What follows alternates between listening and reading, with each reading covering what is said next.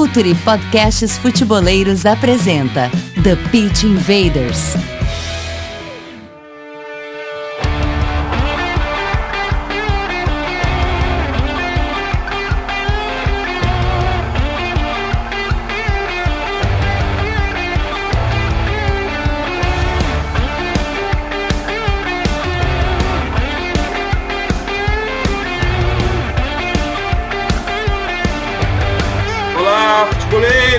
Olá, futeboleiras! Futuri Podcasts Futeboleiros apresenta The Pitch Invaders, episódio 88. Meu nome é Eduardo Dias e eu sou o host mais essa invasão futeboleira pelo SoundCloud, iTunes, YouTube e pelo www.futuri.com.br.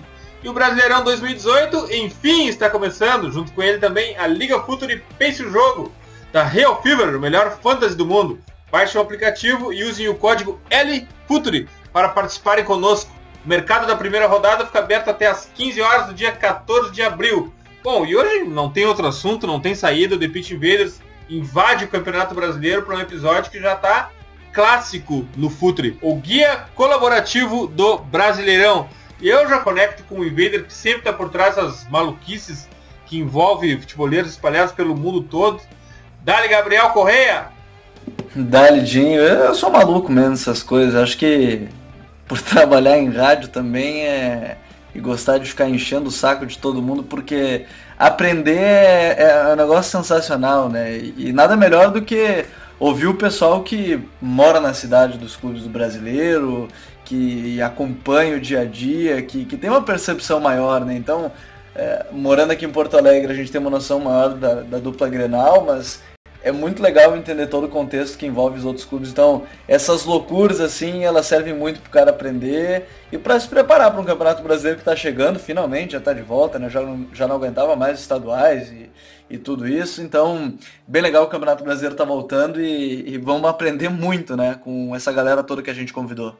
Cara, e que time que tu armou, hein, Gabriel?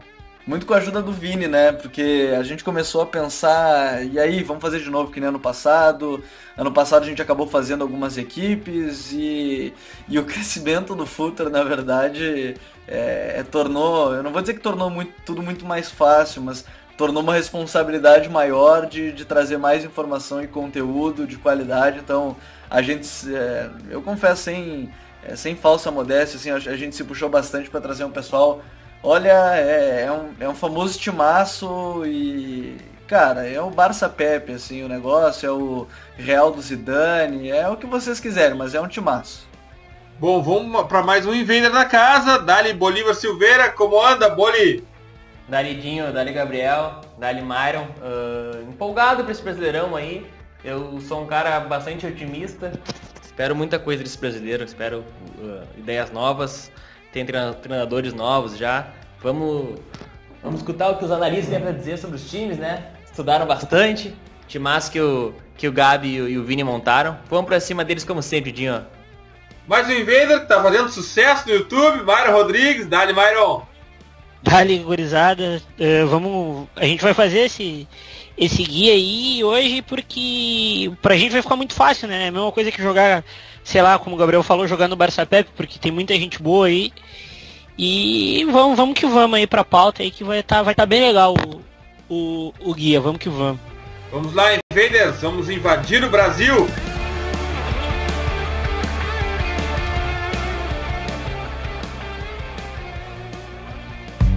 Está no ar o The Pitch Invaders, podcast semanal do projeto Futuri. Cultura, análise e informação, com a profundidade que o futeboleiro merece.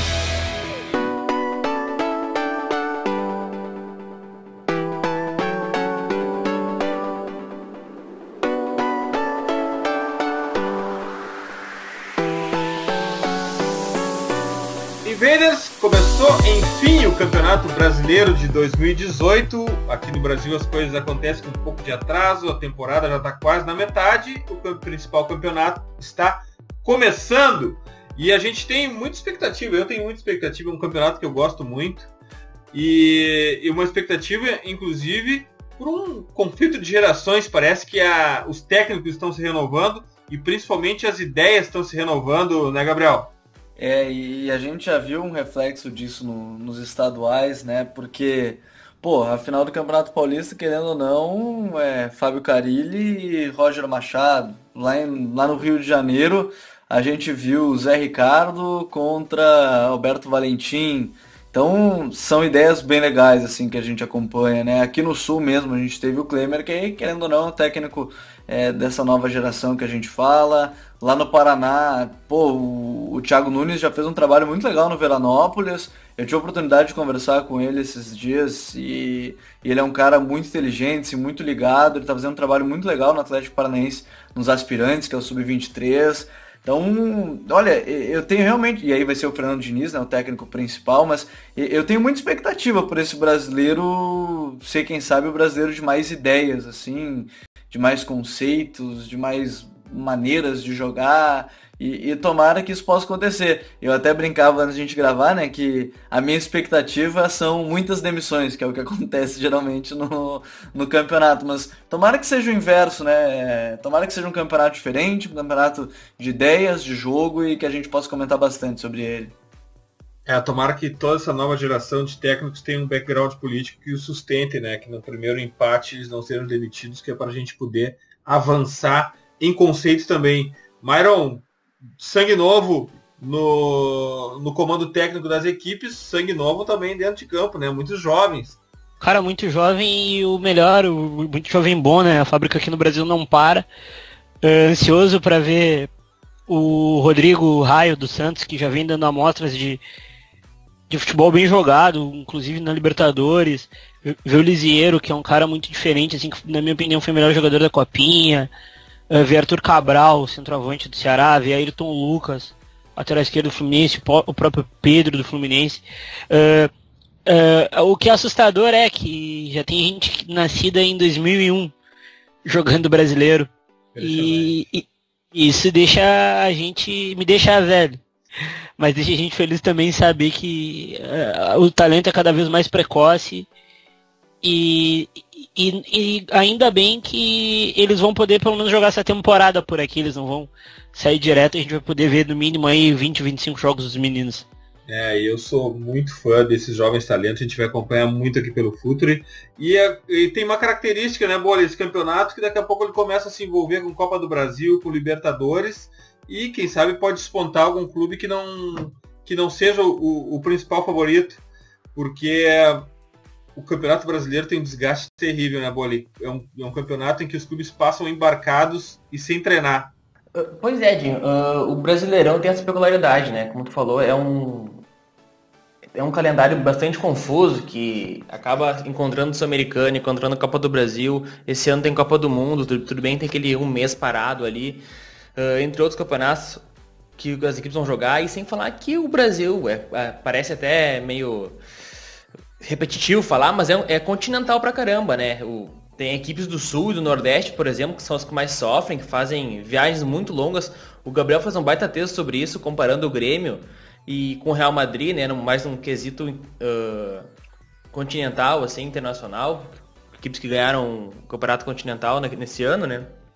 Que viajam muito. O time brasileiro viaja muito, passa praticamente um dia no hotel, um dia inteiro no avião, acaba treinando um dia só antes do jogo, e jogo quarto domingo, isso atrapalha muito até nas ideias, né? Como é que tu vai passar pro jogador o que tu quer, a maneira como tu quer que ele se posicione, como ele ocupa espaço, como é que vai ter uma maior interação se o jogador não toca na bola?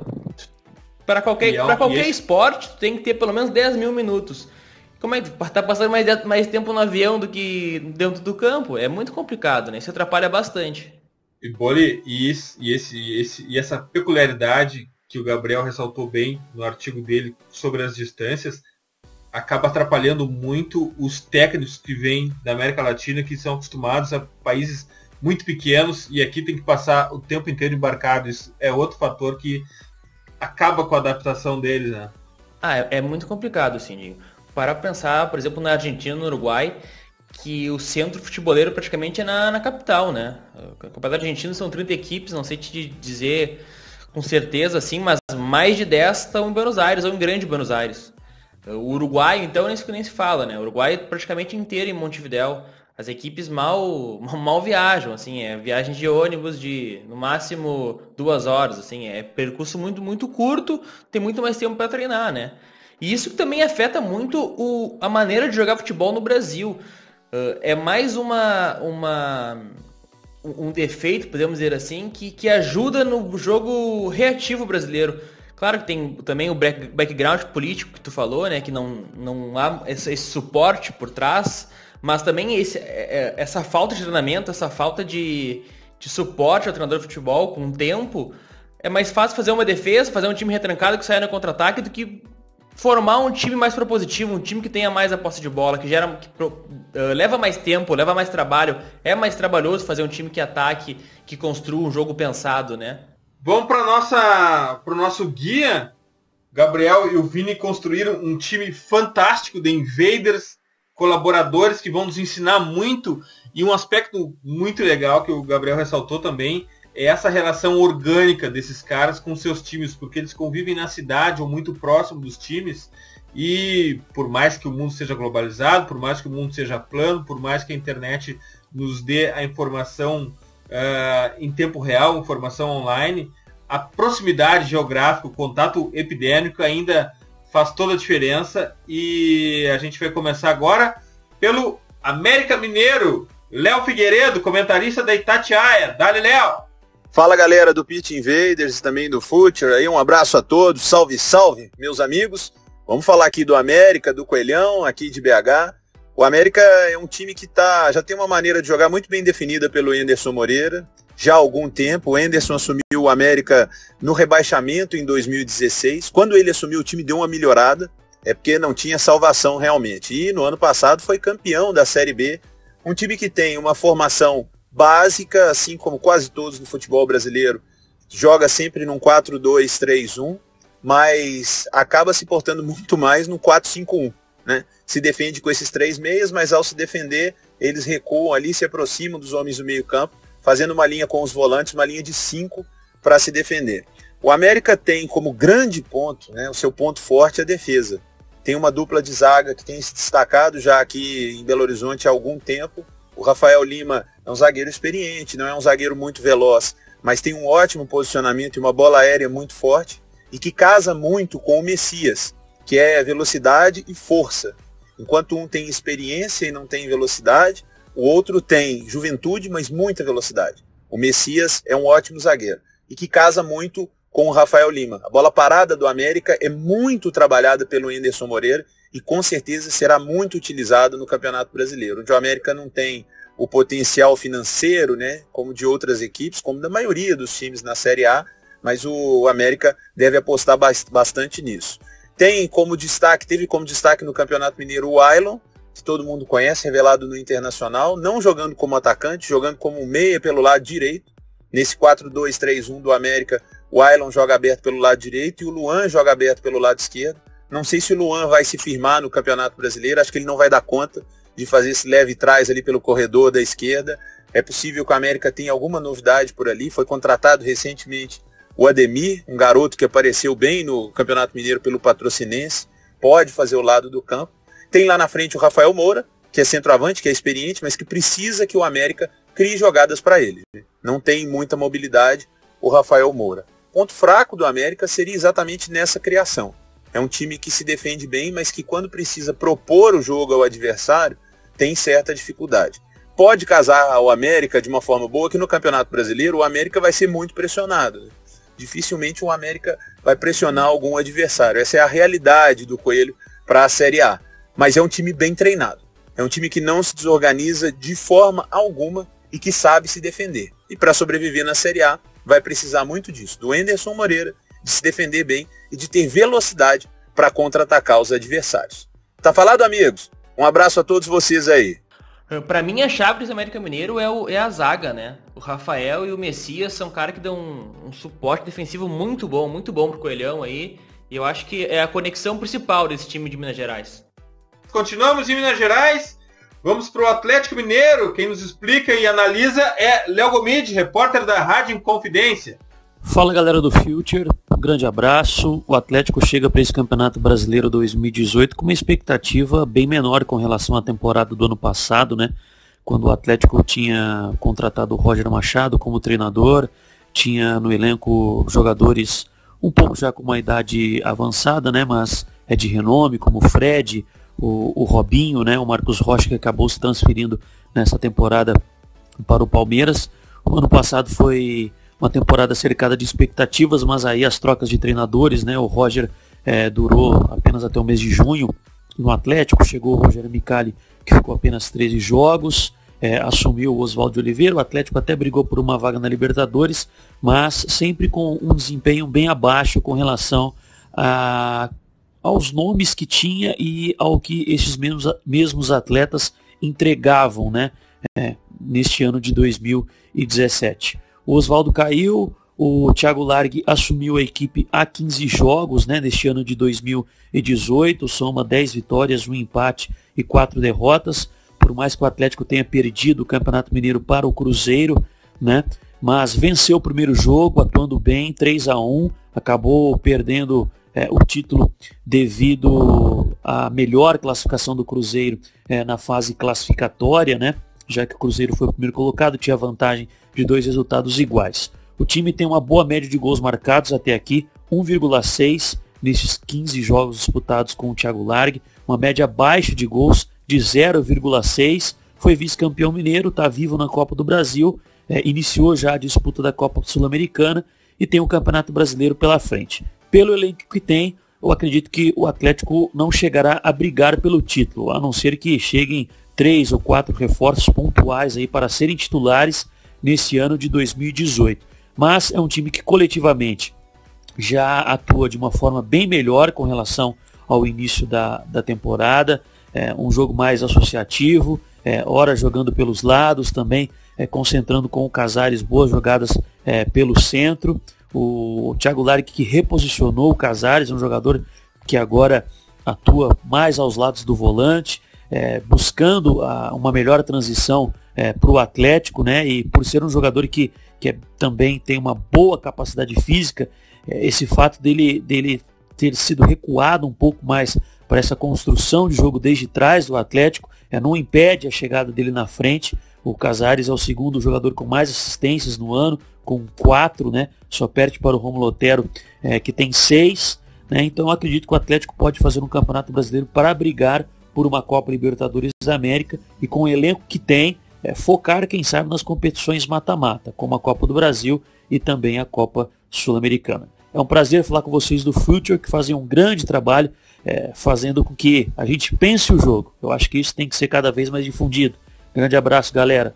E o mais legal, né, bem como o Léo falou sobre todo esse trabalho do Atlético Mineiro, o Thiago Largue é interessante que é mais um técnico da nova geração e fica sem expectativa se ele vai ser efetivado no momento que todos os clubes estão tentando equipes de suas raízes, né? E que técnicos que vieram do clube, que estão trabalhando no clube. O Thiago Largue vem já de um pequeno tempo trabalho na equipe. O Luiz Cristóvão fez um texto legal sobre o guardiolismo do Thiago Largue, então essa é a minha grande expectativa quanto ao Galo Mineiro.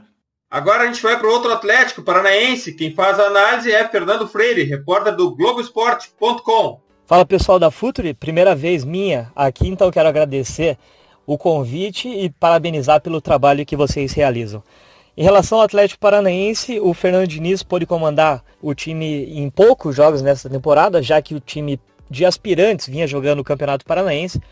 O Atlético principal vai disputar apenas as competições nacionais e internacionais sul-americanas, né? A Sul-Americana, a Copa do Brasil e o Campeonato Brasileiro. Então ainda é difícil comentar sobre esse time, mas é um time que já está mostrando sua cara, uma identidade que o Fernando Diniz implanta em seus times. O Atlético tem jogado em um 3-4-3, um time base aí para o Campeonato Brasileiro. Tem o Santos no gol, Pavés, Paulo André e Thiago Heleno nessa primeira linha de 3. O Jonathan aberto pela direita, o Carleto aberto pela esquerda, e aí centralizados o Lúcio Gonzalez, o Rafael Veiga, aquele que era do Palmeiras, mais na frente Nicão, Guilherme e o Pablo. É um time que ainda está buscando essa identidade do Fernando Diniz, mas já apresenta algumas características, como a saída de bola, buscando tocar bastante, trocar passes, evitar o chutão. O Atlético, porém, ainda está buscando isso, não está bastante definida essa questão. No ataque, por exemplo, o Atlético ainda está tendo bastante dificuldade, principalmente quando joga contra times que marcam um pouco mais atrás. O Atlético ainda sofre na questão ofensiva e na questão defensiva ele também já cometeu algumas falhas, principalmente no jogo contra o Tubarão, quando ganhou por 5-4, mas passou o sufoco pela Copa do Brasil. Então é um time que ainda está em formação, fez poucos jogos na temporada, deve evoluir agora com uma sequência, né, no Campeonato Brasileiro e também na Sul-Americana e na Copa do Brasil. A tendência é que o Fernando Diniz comece a encaixar melhor esse time para a sequência da temporada. Cara, o Atlético Paranaense fez o que alguns times tentaram fazer, né, no início da temporada, que é usar mais a base do time no estadual para deixar o titular treinando com o Fernando Diniz, que já vem dando a cara dele ao time, mas no time de base, cara, tem uma gurizada boa que já merece um pouco de atenção, né, no time de cima. O Lodi, lateral esquerdo, vem muito bem. O Bruno Fernandes, cara, um volante, assim, ele mal é rapaz, ele com o Rosseto seria muito bom mesmo, assim. E o time de cima vem jogando bem, né? O Rosseto vem muito bem. Eu venho gostando muito do Jonathan, que jogou no Cruzeiro, despontou no Cruzeiro, não foi também na Europa e tá aqui, tá muito bem. O Thiago Heleno, cara, é um zagueiro de muito físico, assim. O Pablo Felipe é um daqueles jogadores muito inteligentes que a gente costuma gostar de ver jogar. O grande problema ainda do Atlético Paranaense é ter um homem-gol no elenco. Ainda não tem esse homem-gol no elenco. Mas vai ser um dos times mais legais de se ver, porque o Fernando Diniz é um cara muito inventivo e felizmente ele vai ter um grande holofote dessa vez para mostrar seu trabalho. As pessoas falam, mas e se der errado? Bom, a gente precisa que teste bastante, que dê errado e que o Fernando Diniz consiga colocar o futebol dele em prática, que já vem colocando e quando joga, porque jogou pouco até no ano, jogou 6 ou 7 vezes, se eu não me engano, mas esse time eu tô ansioso para ver também. Eu espero coisas legais do Atlético Paranaense. Hora da análise sobre o Bahia. Michel Corbacho, colunista do @TáticasBahia. O Bahia venceu seu principal rival, o Vitória, na final do Campeonato Baiano e conquistou seu 47º título estadual. O técnico Guto Ferreira, que gerou desconfiança dos tricolores quando regressou do Internacional, também entrou para a história do clube baiano. Além de ter levado o tricolor ao acesso à Série A em 2016, conquistou a Copa do Nordeste em 2017 e neste ano acabou de faturar o Campeonato Baiano. Guto Ferreira iniciou a temporada com muita desconfiança e em uma espécie de 4-1-4-1, com algumas caras novas na equipe, a exemplos de Gregory, como volante entre linhas à frente da defesa, Elber, recém-contratado junto ao Cruzeiro pela ponta direita, e Vinícius como interior, ao lado de Elton na linha do meio de campo. A equipe tricolor não conseguia se encaixar, Elber muito mal em suas atuações pela direita, Zé Rafael também não despontou ainda na temporada atual, apenas com Vinícius e Gregory realizando boas atuações no meio e, logo de cara, ganhando o carinho da torcida. Vinícius, por exemplo, é o principal destaque do Bahia até então. Com 8 gols marcados e 8 assistências, o meio-campista tem participação direta em mais de 40% dos gols do Bahia na temporada. Com qualidade técnica de jogo e finalizando bem de fora da área, Vinícius é o principal articulador da equipe de Guto Ferreira. Outra vara alta que essa equipe apresenta são as progressões dos laterais ao campo de ataque, principalmente pela direita, com os avanços de Nino Paraíba, considerado o melhor lateral direito do Campeonato Brasileiro em 2017. Os laterais oferecem amplitude ao sistema ofensivo do Bahia, encontrando corredor livre quando os extremos Zé Rafael e Marco Antônio afunilam, se aproximando de Edgar Júnior. Por falar nos homens de frente, Zé Rafael, apesar de não ter grandes atuações na temporada como na temporada anterior, oferece muita mobilidade ao meio de campo, abrindo espaço para os alas e auxiliando a Vinícius na criação de jogo. Marco Antônio, um jovem que ganhou a vaga de titular com boas atuações, foi destaque no primeiro Bavi da final do estadual e segue ganhando espaço na equipe titular e no coração dos tricolores. Na frente, Edgar Júnior oferece profundidade, apesar de atuar como um falso 9, se infiltra entre os zagueiros adversários, desempenha o papel de pivô, mas também sai bastante da área, abrindo espaço no sistema defensivo do adversário para os homens que chegam de trás. A equipe de Guto Ferreira ainda carece de algumas melhorias, a exemplo da criação pelo meio e acertar o chamado último passe, que segue muito dependente de Vinícius. Apesar disto, já demonstra clara evolução daquela equipe que iniciou a temporada sendo derrotado nas primeiras partidas da Copa do Nordeste e do Campeonato Baiano. O legal desse time do Bahia, e por ter muitos jovens, acho que o primeiro é o Zé Rafael, acho que até pela opção de compra já que o Palmeiras tem dele, é um jogador bem interessante, né? São 2 temporadas que o Palmeiras tem a preferência, né, da contratação do Zé Rafael, mas tem um outro garoto, e o Michel fala muito sobre ele, que é o Marco Antônio, né? Não é aquele Marco Antônio da antiga Portuguesa, é um garoto que vem entrado bem, vem sendo um jogador que vem sendo destaque por quebrar as linhas adversárias, atuar em velocidade, é um garoto que é pra gente ficar de olho, assim. O Bahia tem revelado os nomes que serviriam para muitos clubes da Série A se bem trabalhados. E eu acho que vale ficar de olho nesse projeto. Mesmo que o Guto Ferreira, eu ouvi uma entrevista do Marcelo Lomba falando que o Guto Ferreira adora falar em fechar o ferrolho e buscar o contra-ataque. Tô curioso para ver esse time do Bahia agora no Campeonato Brasileiro também, qual vai ser a sua ideia dentro de campo. Agora é a hora do Botafogo aqui no The Pitch Invaders, que chega com o Rodrigo Coutinho, colunista do Futuri, pelo qual a gente muito se orgulha, e comentarista na rádio Rede Mais Esportes. Dali, Coutinho. Fala, galera do Futuri, prazer mais uma vez estar participando aqui do Guia do Campeonato Brasileiro e falando do Botafogo de Futebol e Regatas, né? Campeão carioca de 2018, um jogo muito emocionante na final contra o Vasco da Gama, vitória nos pênaltis, com 2 defesas aí feitas pelo Gatito Fernandes, goleiro paraguaio. Bom, o time do Botafogo, ele é um time em formação, né? Por mais que tenha ganho o Campeonato Carioca, tá muito longe de ser um time pronto e não tem como ser. O Alberto Valentim fez 11 jogos apenas, né? 12 agora jogos apenas, sob o comando do Botafogo. E o que o Alberto Valentim quer é uma ruptura total com aquilo que o Botafogo tem como realidade desde a Série B. Desde que o Ricardo Gomes comandava o time na Série B, subiu com o Botafogo para a Série A, depois foi contratado pelo São Paulo, e aí o Jair Ventura assumiu o lugar dele. Era um time reativo, nós mesmos já falamos algumas vezes aqui sobre o Botafogo, tem texto no blog do Futuri também explicando isso um pouquinho melhor, mas o Alberto Valentim propõe um estilo de jogo mais ofensivo, um time que propõe ao jogo.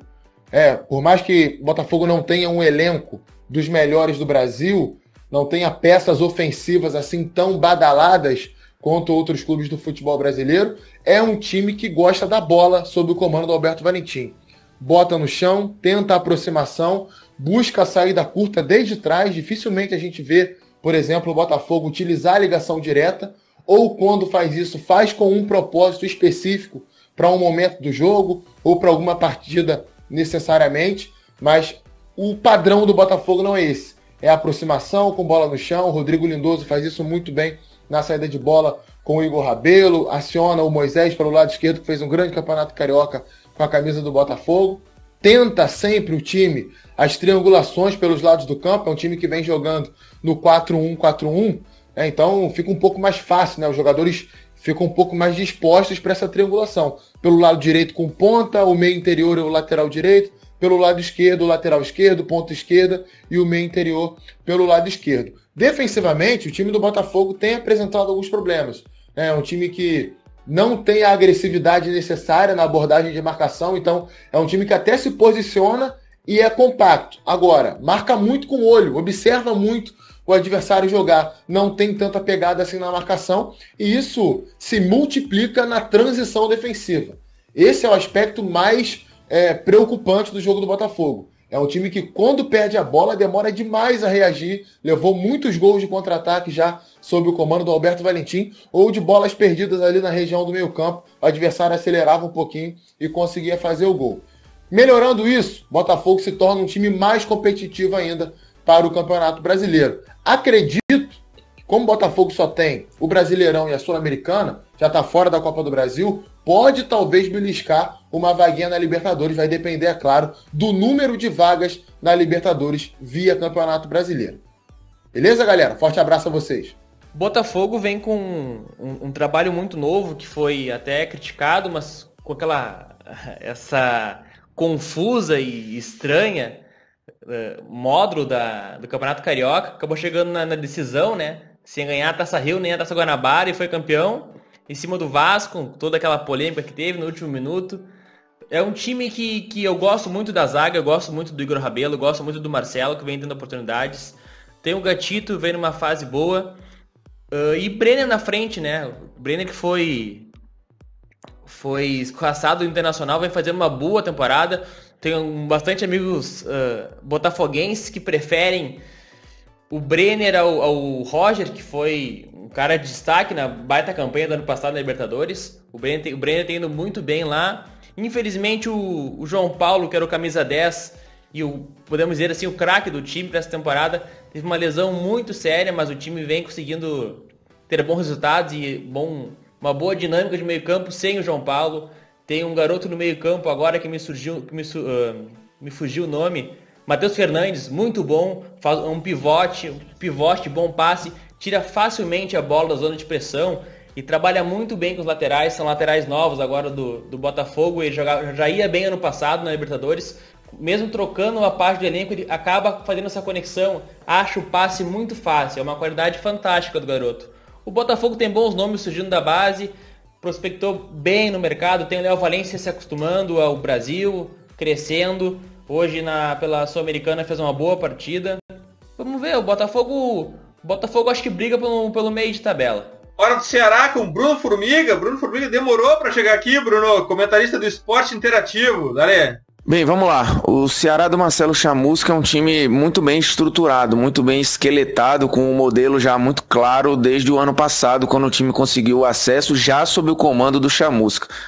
Basicamente a espinha dorsal foi toda mantida, algumas peças chegaram e outras amadureceram. Talvez o grande amadurecimento tenha sido do Arthur. Hoje o atacante titular, a referência do time, o responsável pela profundidade, mas ao mesmo tempo com facilidade de sair da área, muito forte fisicamente, com ótimo posicionamento dentro da área, um cara que finaliza bem com a perna direita, com a perna esquerda, com muita violência. E no 1 contra 1 ele não faz feio, apesar de não ser essa a principal característica. Mas hoje ele é um cara que está muito à frente do Elton, que apesar de ter mais rodagem, é reserva. No meio campo você tem dois volantes de muita pegada, com um senso de posicionamento muito aguçado, mas são caras que sabem sair jogando muito bem. Hoje, Juninho e Richardson. O Richardson chega mais à frente, o Juninho fica um pouco mais. Mas tem o Pedro Ken, que está machucado, mas no ano passado era titular e esse ano começou titular. E o Ricardinho, quando o time joga no 4-3-3, ele é a ponta do triângulo, né? Como o homem da armação com movimentação. Ele tem muita liberdade para fazer tudo, já é um cara mais experiente, finaliza muito bem de fora da área, mas esse 4-3-3 ora varia para um 4-2-3-1, dependendo do posicionamento dos homens abertos, que são Felipe Azevedo e o Wesley. Nas finais do estadual, por exemplo, o Wesley e Felipe Azevedo estavam trabalhando muito por dentro, e aí os laterais participando muito abertos, né? O Pio, que originalmente é um homem de meio campo, tem um chute violentíssimo na bola parada e com a bola andando, e apoia muito bem, não marca tão bem assim. E do lado esquerdo tem ora o Hernandes, que apoia muito bem, é um cara que às vezes é usado até na faixa de meio campo, ou o Romário, que estava no Ceará no passado, foi para o Santos e depois voltou para o próprio Ceará e é um lateral mais defensivo. Mas é um time muito equilibrado, tem o Everson no gol que dá muita segurança, uma dupla de zaga que, independente de quem seja, é uma dupla muito forte no jogo aéreo. É um time que tende, se o melhor Ceará possível, ele tende a não ter muito trabalho para permanecer na Série A. Mas se tiverem perdas e variações, aí talvez o time viva alguma agonia. Mas é um Ceará para não viver no desespero. Cara, tem o Ceará tem um artilheiro, que é o Arthur Cabral. É um dos caras muito completos do que eu consegui acompanhar, assim. Ele joga centralizado dentro da área e sabe jogar muito bem fora. E tem um chute de média distância muito bom. Ele já tem sondagens aí de bem dizer, todos os grandes do Brasil, tem sondagens do futebol francês já, e é jovem ainda, se não me engano, vai fazer 21 anos. É um dos caras que eu não é exagero dizer, ele vai te garantir 10, 12 gols no torneio tranquilo, assim, é um jogador pra gente ficar bem atento. Hora da Chapecoense, com Eduardo Madeira, repórter da Rádio Cruz de Malta e do Baita Podcast, Le Podcast do Foot. Dali, Madeira. Olá, amigos, tudo bem? É um prazer poder participar mais uma vez. Bem, a Chapecoense vem de um campeonato catarinense onde perdeu o título porque afinal foi em jogo único. Na fase inicial, com 2 turnos, teve um ótimo desempenho, praticamente sobrou e se notabilizou como um time forte, especialmente na fase defensiva, com linhas bastante recuadas. Não à toa, tomou 10 gols em 19 jogos. Bom frisar também que desses 10 gols, 8 foram nos últimos 4 compromissos. A Chape, ou seja, passou boa parte do campeonato tendo sofrido apenas 2 gols. Em campo, o time de Gilson Kleiner não tem grandes atrações. Atua num 4-3-3 que varia para um 4-1-4-1 sem a bola. Normalmente, a primeira linha de 3 é mais pesada, com volantes mais marcadores. Márcio Araújo, Amaral, Elicardo chegou a ser esse trio. Por isso, a aposta é alta nas ações de Tito Canteiros no meio de campo. Ele que teve problemas de lesão, mas vem sendo titular para fazer esse time andar. Sem falar que dá sempre jogadas fortes pelas laterais, com a Podi na direita e Bruno Pacheco na esquerda. Além disso, a Chape se notabilizou como um time forte na bola aérea. Boa parte dos gols estão saindo de jogadas assim, especialmente em escanteios e faltas laterais. É disparado o time catarinense com o maior investimento e que certamente quer voltar à Libertadores depois de cair na primeira fase neste ano. Evidentemente não é colocado entre os favoritos, mas para quem vem disputando torneios internacionais, esse acaba sendo o objetivo principal do time do Oeste de Santa Catarina. Sobre a Chape, era mais ou menos isso, amigos. Um grande abraço. Corinthians, o campeão brasileiro, com Dasler Marques, repórter do UOL. Dali, Dasler. Amigos do Future, é um prazer contribuir novamente com vocês. Venho aqui para falar hoje do Corinthians, um dos candidatos ao título brasileiro. Afinal, além de ser o atual campeão, é o atual bicampeão paulista também, e mantém a estrutura que nos últimos 11 anos rendeu muitas conquistas à equipe.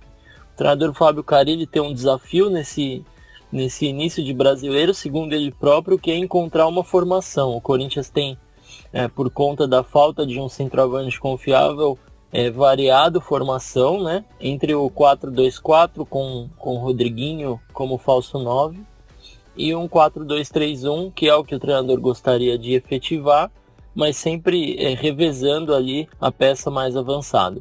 De qualquer forma, o Corinthians vem com o espírito competitivo que marca a equipe, faz dela uma das mais fortes, se não a mais forte na era dos pontos corridos. Ganhou 4 brasileiros dessa forma, muitas vezes com a defesa mais forte da competição, um aproveitamento dentro de casa muito bom, e que certamente, ou provavelmente, né, certamente não, mas provavelmente vai ser mantido em 2018 com uma campanha que aparentemente deve ser regular como de outras temporadas. Tá bom? Um abraço a vocês e até a próxima. Cara, para falar do Corinthians, como o Dadá falou ali, de revezar à frente, na minha visão, o Carille ele reveza porque ele não consegue achar um cara de pivô, né? Ele foi atrás do Júnior Dutra no Avaí, que é um cara melhor pela beirada, e convenhamos, é difícil achar um cara que faça pivô igual o João no Brasil. Mas a linha defensiva é espetacular, né, cara? Parece que todo mundo que joga lá no Corinthians é perfeito pro sistema. Eu tenho gostado muito do Balbuena, para variar. Eu tenho gostado muito do Sid Clay, que chegou do Atlético Paranaense muito bem. Tem o Matheus Vital, cara. Esse menino é fantástico. Tem o Maicon, Rodriguinho no início de temporada muito bom.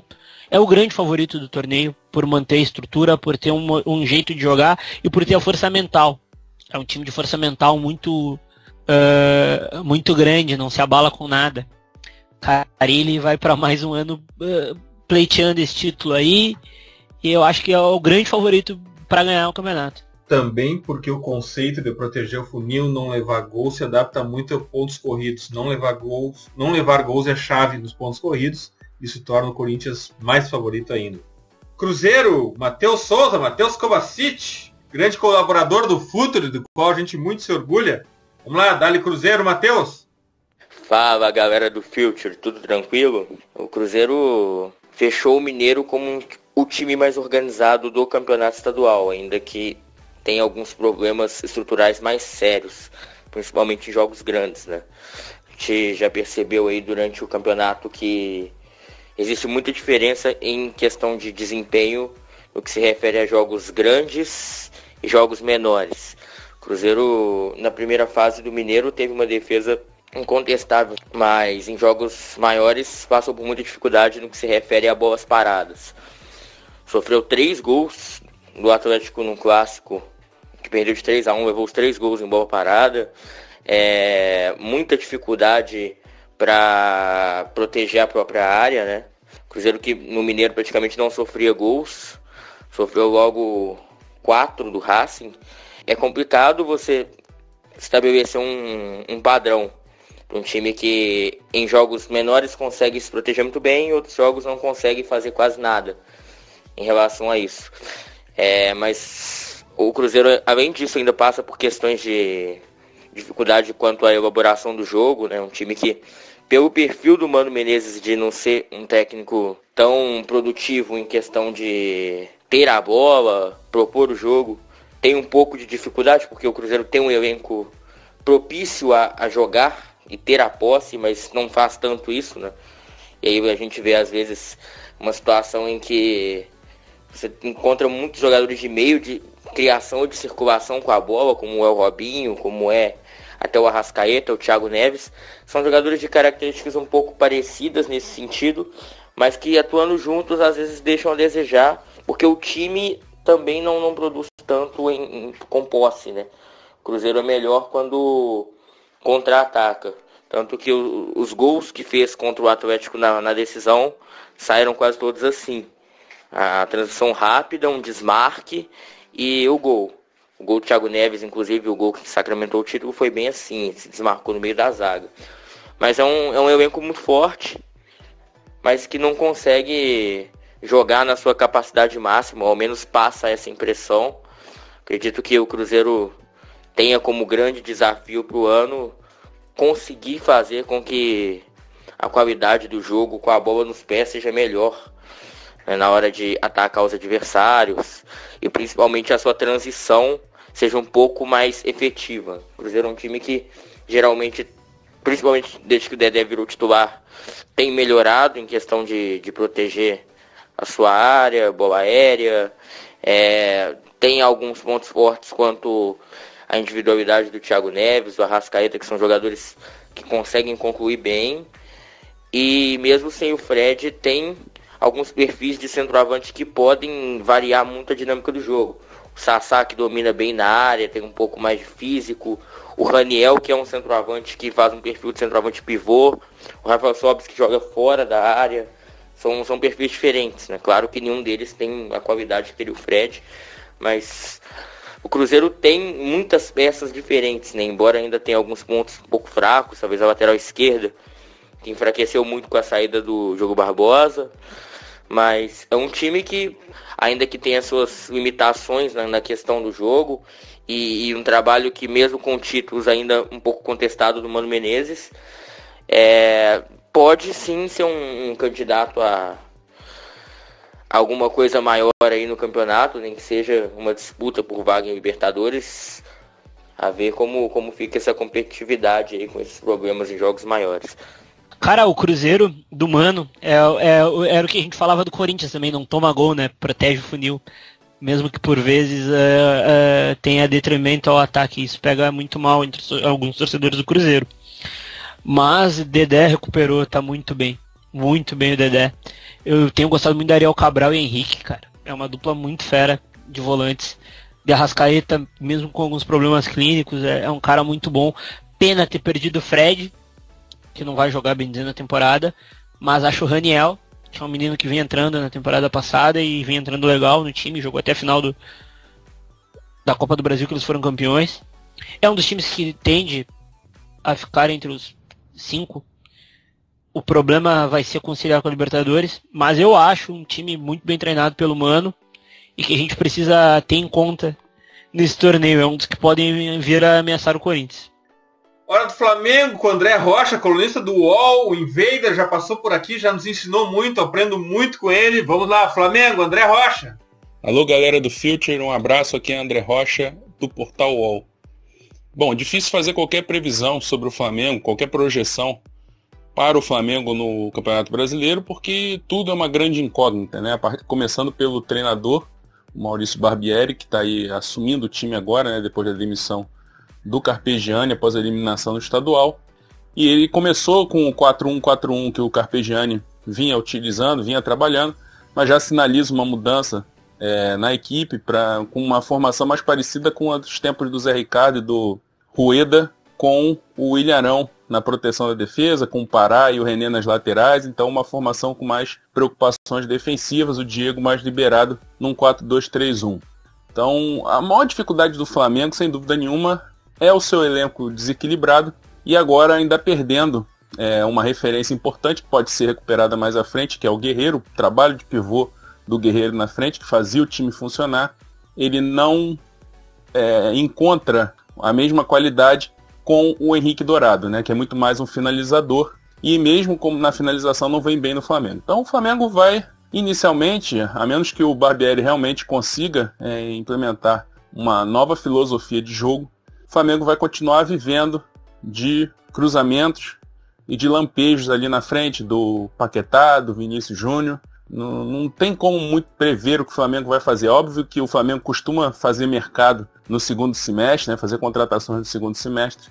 Então isso tudo pode mudar. Mas hoje a previsão do Flamengo pelo potencial de investimento, pela qualidade de alguns jogadores, time para ficar na primeira página da tabela ou até lutar por algo mais. Título é difícil prever. Então, basicamente, é isso. Falar do Flamengo hoje não dá para ir muito além disso. Um grande abraço a todos. Valeu pelo convite, até a próxima. E esse Flamengo que acaba sendo uma confusão, na verdade, né? Porque não tem treinador ainda, enquanto a gente grava esse podcast.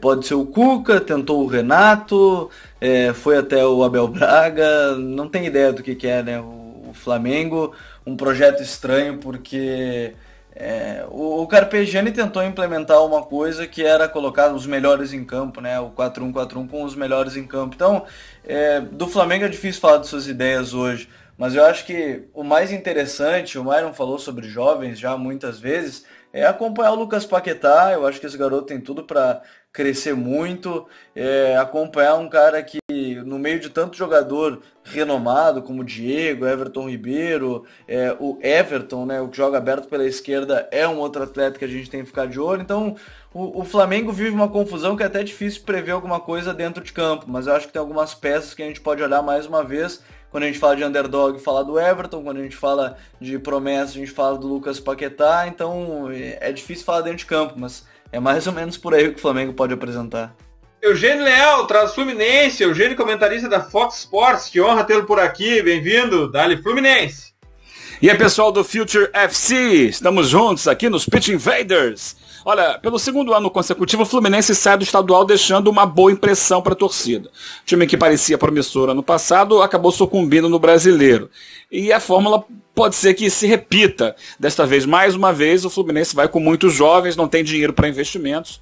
E, portanto, não tem como montar um grande time, mas parece que deu um jeito no problema extracampo, né? Com a chegada do Paulo Autuori para a função de diretor executivo, o Abel Braga tem mais condições agora de se concentrar no time em si, né? No trabalho de campo. Ele sabe que não pode propor o jogo, então acabou resolvendo ali dar um jeito, né? No sistema defensivo do Fluminense, que era um problema eterno.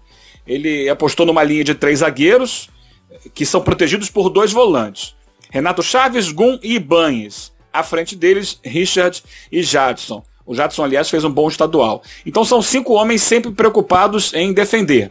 Isso libera um pouco os alas, que são muito agressivos. O Gilberto pela direita e o Ayrton Lucas pela esquerda, destaque do Fluminense no estadual. São grandes armas do time quando ele quer propor o jogo.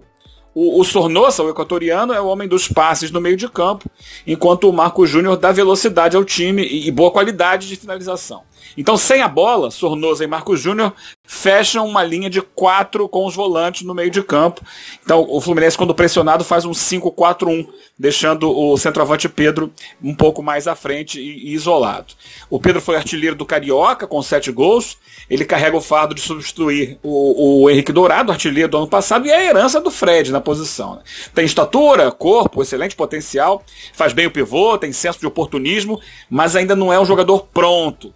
Vai errar, vai acertar nesse brasileiro, acho que vai se desenvolver muito e acaba, se conseguir se destacar, né, vai ser vendido. Na maioria das vezes, o Fluminense vai ser um time reativo, tentando encaixar os contra-ataques. Então, para isso, tem como armas também no banco o Pablo Diego, os meninos Pablo Diego, que entrou algumas vezes no Carioca e foi bem, e o Matheus Alessandro, que no ano passado já tinha sido usado pelo Abel no próprio Brasileiro. O Fluminense tem um time, gente, sem estrelas, mas está organizado. O problema é a manutenção do desempenho diante dos problemas que sempre acontecem no campeonato longo como o brasileiro. Lesões, negociações, oscilações naturais de rendimentos individuais. E as opções do Abel no banco são poucas hoje, né? São alguns jovens da base e alguns atletas sem espaço no mercado, como o Ayrton, volante, ex-Botafogo, que é até bom jogador, mas está sempre envolvido em lesões. Se, por exemplo, ele perder por um jogo ou outro, por uma sequência Sornosa e o Pedro, não tem alguém com características semelhantes no grupo. E a gente sabe que isso é fundamental no campeonato difícil como o brasileiro. Acho que vai ser um campeonato parecido com o de 2017 para o Fluminense. Lutando ali na faixa intermediária, tentando fugir do grupo que corre risco de rebaixamento, tentando sonhar com uma vaga em competição internacional. Até hoje não é tão difícil assim chegar na Libertadores. Vejo mais ou menos por aí, tá bom, gente? Um abraço para vocês. Cara, o Flu vem jogando com 3 zagueiros, né? Isso vem dando espaço pro Ibanez, um guri que veio, se eu não me engano, do Nordeste. CSA, se eu não me engano, veio muito bem o Ibanez. Mas o grande destaque desse time no início de temporada é o Pedro. Pedro é goleador, cara. Tem 13 gols em 13 jogos no Carioca. É um cara muito de área. As pessoas diziam que ele era caneleiro e não é. Nos jogos que eu vi, é um guri que tem recurso, que sabe usar o corpo. Ele tem 1,86, 1,87 de altura. E eu tenho gostado muito do Ayrton Lucas, lateral esquerdo. Forte. Jogou a Série B pelo Londrina. Muito bom achado do Abel. E o Sornosa aqui, mesmo depois da lesão, se adaptou e vem sendo a grande figura técnica desse time, né? Que mesmo com tantos jovens e com o Abel fazendo as coisas ali, é um time que é bem preocupante. O caso do Fluminense nessa temporada, né? A gente precisa ficar atento para ver se não cai. Mas esses jovens do Fluminense aí a gente precisa manter em conta. Edgar Júnior também. É um time bem legal de se ver, assim, mas a gente precisa ficar preocupado. Eu acho que é sinal amarelo pro Fluminense essa temporada. Que legal, Cristiano Oliveira da Rádio Guaíba por aqui. Muito bem-vindo, Cristiano, trazendo o Grêmio. Vamos lá com o Grêmio, Cristiano Oliveira. Saudações, desde já agradecendo o convite para estar aqui agora falando sobre o Grêmio, que considero sim um dos candidatos, favorito não, mas um dos candidatos ao Campeonato Brasileiro. Pelo conjunto de jogadores qualificados que tem o Grêmio tem um Everton escolhido agora o melhor jogador do Campeonato Gaúcho, que está numa crescente, até mesmo na sua tomada de decisão, que era um problema que ele tinha até o ano passado, está numa crescente considerável. Luan, que foi escolhido o melhor jogador das Américas também no ano passado. Arthur, que é o meio-campista que controla o jogo, cadencia o ritmo do meio-campo, que tá o Barcelona pagando 30 milhões de euros por ele. Tem um zagueiro cotado para jogar na seleção brasileira, que é o Jeromel, um goleiro como o Marcelo Groi. Tem peças de muita qualidade. E tem comandando essas peças um cara como o Renato, que tá sabendo extrair delas o melhor futebol possível até então. Eu comparo, por exemplo, com o Flamengo. O Flamengo também tem peças qualificadas como o Diego, o Everton Ribeiro, o Everton, o Marlos Moreno. Tem jogadores de muita qualidade, mas que o técnico anterior, que era o Carpegiani, que teve só 90 dias, é verdade, não conseguiu extrair dessas peças o melhor possível. E aí, claro, acabou o Flamengo, mesmo com bons jogadores, não seguindo adiante no Campeonato Carioca, com aquele regulamento à parte. Mas o Renato está conseguindo tirar desses jogadores o melhor futebol que eles podem apresentar, tem continuidade, o que é fundamental no futebol, dos técnicos da Série A do Campeonato Brasileiro. O Renato é o que está em segundo lugar há mais tempo, ele só perde continuidade para o Mano Menezes do Cruzeiro, que não à toa acabou de ser campeão estadual também. É Renato campeão de Copa do Brasil, Libertadores, Recopa Sul-Americana, agora campeonato estadual. É o Grêmio com um projeto de continuidade. A gente vê o Grêmio perdendo o Pedro Rocha, entrando o Fernandinho, saindo o Fernandinho, entrando o Everton. Não perde qualidade. É um Grêmio que vende o Wallace e já lança o Arthur quase que de imediato. Tem um processo de continuidade. E esse é um ponto positivo desse Grêmio. Só que esse mesmo Grêmio do Renato, ele não tem nos últimos campeonatos brasileiros essa regularidade para ser colocado como favorito. Por isso eu coloco como candidato, mas não favorito. Por quê? Porque é um Grêmio do Renato que trabalha muito com aquela história da meritocracia. E a meritocracia, às vezes, como os boleiros gostam, é uma vitória aqui e em troca 2 dias de folga ali. É um jogo tenso na quarta-feira e uma folga no final de semana. E aí o Grêmio vai preservando, vez que outros jogadores no Campeonato Brasileiro, priorizando uma Libertadores, por exemplo. Foi o que fez o ano passado, deu super certo. Foi o que fez o ano retrasado na Copa do Brasil, também deu super certo. Mas o Campeonato Brasileiro, ele precisa que o time esteja na ponta dos cascos o tempo inteiro. Não sei se esse Grêmio é capaz disso. Qualidade tem, mas aí entra o problema do calendário. Mais cedo ou mais tarde, algum tipo de prioridade vai precisar nortear o trabalho do Grêmio. Ou a busca pelo tetra da Libertadores, ou o hexa da Copa do Brasil, ou o tricampeonato nacional, que é uma conquista essa do Campeonato Brasileiro, que o Grêmio não vence há mais de 20 anos. Qualidade tem, comando tem, continuidade tem, eu não sei se vai ter a regularidade para isso. É o desafio do Grêmio no Campeonato Brasileiro. Valeu, senhores, um abraço. Primeiro é legal ouvir o Cristiano, porque é um amigo que eu tenho e que me criei assim dentro da imprensa, de maneira geral. Um abraço para ele. O time do Grêmio é um projeto que a gente fala há muito tempo, a gente já fez podcast sobre isso, sobre um trabalho que vem muito antes, assim, vem desde Anderson Moreira, Filipão, o Gufo já falou sobre isso, né? Começa com o Filipão, passa pelo Anderson, chega no Roger, ele tem seu ápice com o Renato. É um time de muita qualidade, eu acho que hoje tem 5 jogadores que são selecionáveis, assim, ignorando o contexto de como a seleção joga, são 5 jogadores que poderiam atuar nas suas seleções pelo nível que estão rendendo. A gente está falando do Marcelo Groy, a zaga com Jeromel e Kahneman, o Arthur, que, cara, pode ir pro Barcelona de uma vez porque tá precisando lá o Barcelona, mas brincadeiras à parte, assim, o Arthur talvez seja o grande jogador surgido no futebol brasileiro desde o Neymar, assim, é um meio-campista, mas eu acho que pode ser um dos grandes jogadores surgidos no Brasil dos últimos anos, e tem o Luan, que é o grande diferencial, talvez o melhor jogador do Brasil hoje. Então, tem muitos jogadores de qualidade. Resta saber, assim, quanto à continuidade dentro do que vai propor, né? Se vai querer Libertadores. Eu acho difícil pelo calendário brigar por todos os títulos, mesmo que tenha um time titular que impõe um respeito muito grande, mas é a expectativa para a sequência de um projeto. E a permanência do Renato mostra que a cabeça dele é seguir esse projeto por um cara que não é bem o que mostra nas coletivas, e a gente já falou isso muitas vezes, né? Não cabe aqui ficar repetindo, mas o Renato que a gente vê nas coletivas é um total personagem, porque ele é um cara que estuda, a gente tem essa informação que ele estuda, ele é rodeado de grandes caras, então é um time que para mim é postulante ao título por tudo que vem apresentando nos últimos 3 anos. E o Renato mostrou uma característica, Gabriel, que ele é monotemático, né? Ele escolhe uma competição e foca naquela competição. Até agora deu certo, então se essa competição não for o Campeonato Brasileiro, também pode trazer algum prejuízo para o Grêmio. Se for, é um grandioso favorito. Mais um Invader por aqui, Gufo, Gustavo Fogaça, traz o Inter, dá-lhe Gufo. Olá, amigos do Future, bom demais estar aqui de novo com vocês. Obrigado pelo convite para analisar o Esporte Clube Internacional e projetá-lo para o Brasileirão 2018. Bom, em 4 meses de trabalho, a gente pôde ver as ideias do Odair Hellmann e como ele quer que seus jogadores se comportem ao executá-las em campo. Com a bola é um time associativo que procura criar situações de gol através da posse. Tanto que 52% dos gols marcados na temporada foram através de ataques posicionais. Se a gente colocar aí mais 13% de contra-ataques, a gente pode dizer que o Inter marcou 65% dos seus gols através de jogadas coletivas. Então, nesse sentido, O D'Alessandro e o Patrick vão ser fundamentais para o time na dinâmica de jogo durante o ano. Passa por eles o controle e a construção. Também vai passar pelo William Potker, a transição em velocidade e a verticalização do ataque. Aí uma expectativa aí com o Wellington Silva e o Rossi para ver quem que dá esse gás, essa velocidade pela esquerda que o time vai precisar.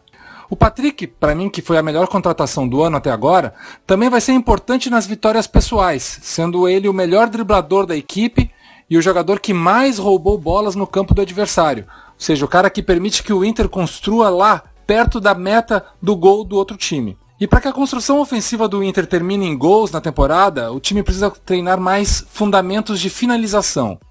Se a gente for ver que só 2% desses ataques posicionais terminaram em gol para o Colorado, é porque o time cria muitas situações coletivas, mas termina finalizando mal a gol. Os 3 jogadores terminais, os centroavantes, têm médias muito baixas de acerto. O Roger, por exemplo, tem 42%, o Damião 41% e o Nico Lopes 35%. Isso que o Nico é o cara que mais chuta gol e é o que mais erra, claro. Quando não tem a bola, o Inter tem optado por uma marcação por encaixe por setor quando está com as linhas mais baixas, mas também tem tentado um perde-pressiona lá no campo do adversário com uma certa intensidade, como fez contra o Remo na Copa do Brasil e em alguns momentos nos Grenais do Gauchão. Um problema sério é a primeira linha defensiva e como há desprendimentos dessa linha sem proteção ou cobertura, principalmente do Vitor Cuesta, que gosta de dar combate individual longe dessa linha e ele erra bastante o bote, deixando um buraco nas suas costas. O Rodrigo Dourado continua sendo um exímio ladrão de bolas, é o meia defensivo que deve ficar mais fixo para liberar o Edenilson ou o Gabriel Dias quando o Inter joga no 4-2-3-1. Há alterações durante a partida para um 4-1-4-1, com o D'Alessandro flutuando um pouco mais, se associando aos internos ou ficando mais aberto pela direita. O craque argentino ainda é o diferencial técnico do time e chegou a participar de 63% das jogadas de gol na temporada. A questão de sempre, para todo técnico do Internacional e também para o Odair, é evitar a D'Alessandro dependência e encontrar padrões que o time seja competitivo quando o argentino não puder jogar ou for anulado pelo adversário. A minha projeção é que caso o Odair permaneça e o time encaixe, o Internacional deve lutar por uma vaga na Libertadores. Valeu, galera. É isso aí, um grande abraço. Bom, o Inter é um time em reeducação, podemos dizer assim, né? É uma equipe que com o Odair vem tentando botar a bola no chão.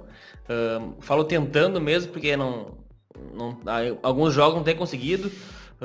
Enfrentou poucas equipes do mesmo patamar de divisão, podemos dizer assim. Pegou o Vitória e o Vitória e o Grêmio. Teve jogos muito complicados contra o Grêmio, mas o Grêmio também é campeão da Libertadores, aí num momento muito bom mesmo. Qualquer equipe tem dificuldade contra o Grêmio, mas na última partida pela Copa do Brasil contra o Vitória, ele foi reativo dentro de casa, né? O que preocupou. Tudo bem que é uma característica do elenco, que o Odair vem mudando, como eu já falei, mas fica visível essa verticalidade, essa tendência ao contra-ataque do Internacional. Só que vai ser difícil essa tendência ao contra-ataque, porque poucas equipes vão querer que o Inter contra-ataque. A bola vai ficar no pé do Internacional no Beira-Rio. Acredito contra o Grêmio que não fique, contra o Palmeiras não fique, mas contra a maioria, vai pegar o Ceará, vai pegar o Paraná, vai pegar o Bahia, eles vão dar a bola pro Inter. O Inter vai ter que criar e por enquanto não tem apresentado essas qualidades para tal, né? Tem bons jogadores, o Patrick veio muito bem, vem o Potker voltando de lesão. O D'Alessandro segue sendo o grande D'Alessandro, né? Bom, é um ano bem diferente para o Internacional, voltando da Série B. Tem esses problemas que eu já falei aí. Vamos ver, acho que o Inter é o ano da confiança. É o ano para ficar metade de tabela, talvez beliscar uma Libertadores, se rolar mais essas 9, 10, 12, 14 vagas que está acontecendo agora para Libertadores, né? Brincadeira à parte, mas se pegar um G6, talvez vir um G8, vamos ver. Talvez pode beliscar alguma coisa. Mas acredito que o Internacional é meio de tabela. Mais um Invader por aqui. Léo Miranda, do painel tático do Globoesporte.com e do podcast Futeboleiro. Entre linhas, analisa o Palmeiras. Fala pessoal do Future, tudo bem? Bom, o Palmeiras que começa o Brasileirão tem um modelo de jogo muito bem definido, uma situação financeira muito estável, mas começa o Brasileirão com um pouquinho de dúvidas. Isso porque os últimos 2 jogos do Palmeiras, o empate de 1-1 contra o Boca Juniors e o vice-campeonato paulista com derrota no Allianz Parque para o maior rival Corinthians, colocou um pouquinho em xeque o que o Roger Machado, técnico do Palmeiras, pretende para a temporada. Em termos gerais, o Palmeiras é um time com um modelo de jogo muito bem definido. Joga no 4-2-3-1, uma mudança tática que o Roger promoveu após verificar que o desempenho do Lucas Lima é melhor como esse meia central e não alinhado a um volante. E após trocar também algumas peças. A dupla de zaga passou a ser formada pelo Thiago Martins e o Antônio Carlos. As laterais pelo Diogo Barbosa, contratação do Cruzeiro que vem jogando muito bem, e o Marcos Rocha. E a volância pelo Felipe Melo e o Bruno Henrique, um jogador mais físico, de mais chegada, que vem jogando muito bem. O Palmeiras é um time que se defende com as tradicionais 2 linhas de 4, uma linha de defesa muito bem postada, mas atualmente vem apostando muito no modelo reativo. A recuperada de bola, a roubada de bola, a pressão que se faz no portador da bola para acelerar e jogar nos pés do Keno, do William e do Dudu, com as diagonais curtas do Borja, as entradas em facão, como o Roger fala, vem sendo forte do time. Por isso que o Palmeiras sente um pouquinho de dificuldade quando precisa enfrentar times muito fechados, propor o jogo. Mas quando rouba a bola e acelera para o gol, joga muito bem. Foi assim que venceu 2 jogos na Libertadores, fez um bom jogo contra o Boca Juniors, principalmente no primeiro tempo, e vem para o Brasileirão prometendo um bom desempenho.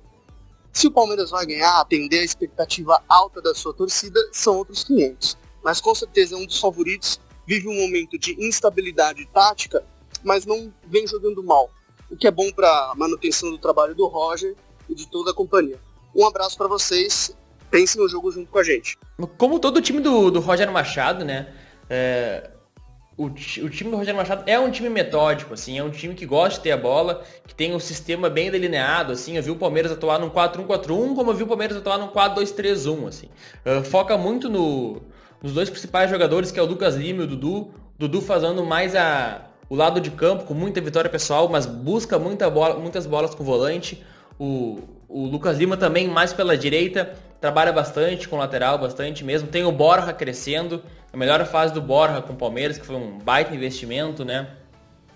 Mas acredito que o Palmeiras tem falido, vamos dizer assim, tem dado errado na parte defensiva, que geralmente acontece com as equipes que têm muito dinheiro, né? Acabam contratando atacante, meio campo e não dão um certo enfoque para a zaga, que como projeta o Dado Dias, a zaga dá ponto, né? A zaga dá ponto. E contra o Boca, por exemplo, na Libertadores, semana passada, o Antônio Carlos, que viu uma partida boa até ali, acabou falhando e o Tevez fez um gol. Acho que tem que dar uma maior precaução para essa zaga. O Roger teve bastante problema no Grêmio. O Grêmio que tinha Rodolfo e Jeromel, que são bons nomes, tinha problema defensivo. Depois no Galo também sofria muitos gols, e isso acaba gerando uma falta de controle emocional, talvez incomoda bastante pro atacante driblar lá na frente, ou pro volante tentar um passe de profundidade. Se perder a bola, minha zaga pode deixar a desejar. É isso que eu vejo, que resumo o Palmeiras até aqui. Mas é um grande elenco, tem elenco para brigar, a gente sempre fala disso, o elenco para brigar, não são só 11 jogadores, tem 15, 16 peças muito boas, tem 2 goleiros bons, 2 atacantes bons, meio campo, volante, Felipe Melo jogando muita bola, eu gosto do Felipe Melo. E tem elenco para isso, o Roger tem que arrumar a defesa que pode dar gol aí. Hora do Paraná, com Fernando Freire, repórter do Globoesporte.com. Dali Fernando, dali Paraná. Então, do Paraná, do Rogério Micali, é um desafio em tanto comentar, porque o Paraná Clube sofreu uma reformulação da Série B para a temporada atual e também uma reformulação do estadual agora para o Campeonato Brasileiro. Estava vendo aqui, só o Richard permanece entre os titulares, e até em relação ao último jogo, o técnico Rogério Micali deve promover 6 ou 7 alterações na equipe titular.